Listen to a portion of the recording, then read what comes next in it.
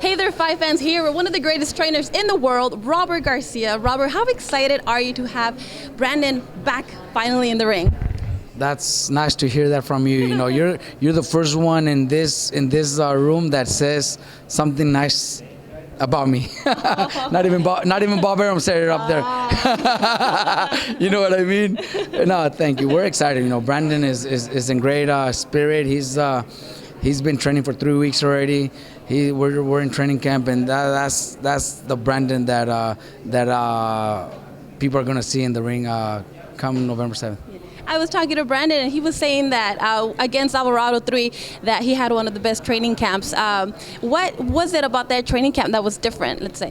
Look, people don't know, and Brandon realized it, and you know, it came to the point where Brandon was just too comfortable and wasn't really training as hard as he should. He wasn't dieting the way he had to. He wasn't doing training camps the way he should have done it. You know, for the 3-4 fights before the Alvarado fight, it was just not Brandon. Plus, he also had an injury. I know Brandon doesn't even want to mention it, but Brandon didn't have a right hand for like at least 3 or 4 fights before Alvarado 3.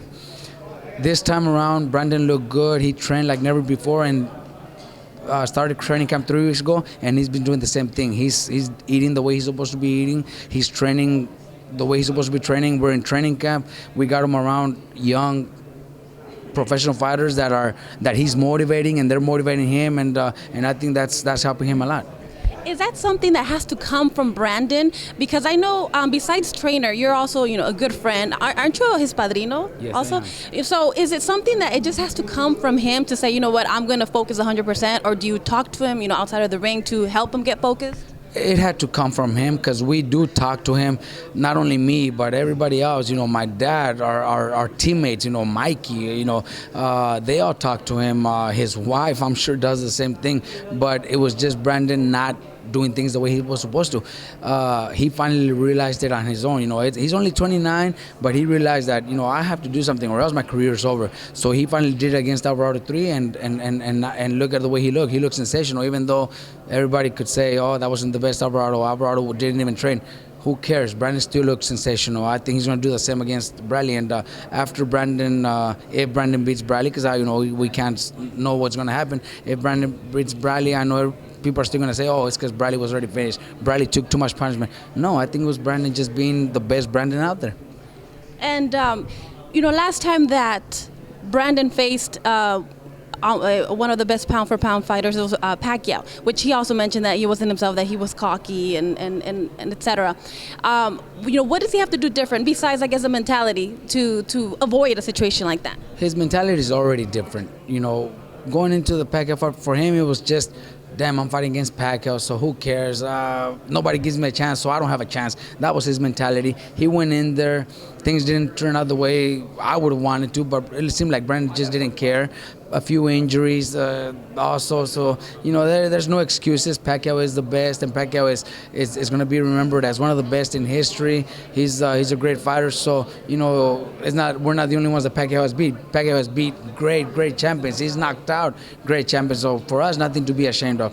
What's more important to us is now we have the Brandon that's motivated, the Brandon that's focused, and the Brandon that's going to go out and give a great performance. And now we always expect a war with Brandon. It's kind of like a given. Like you see, oh, Brandon Rios, and you just expect a war. With Bradley, we've seen him be in a battle, and then we've also seen him technical. Do you think, which Bradley do you think we're going to see, and how do you make Brandon make him into, a brawler?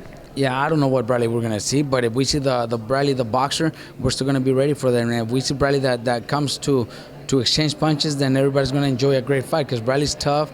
He's going to be in great shape, so it's not going to be like if Bradley comes to fight the first round, like we're going to knock him out the first round. No, it's going to be a tremendous fight, a tremendous war. People expecting type of fight of the year type of fight, So that's what the fans are going to like. And if Bradley starts to move and run, well, then we're going to be ready for that too. Brandon has done great against boxers early in his career. So that's what the fans are going to get, the Brandon that was ready for anything. Yeah. Look, anything could happen in boxing. Bradley was winning that fight clearly against Vargas. Vargas landed a good shot in the last round and hurt him. anything could happen. Vargas could have knocked out Bradley. Bradley would have gone down, maybe not get up.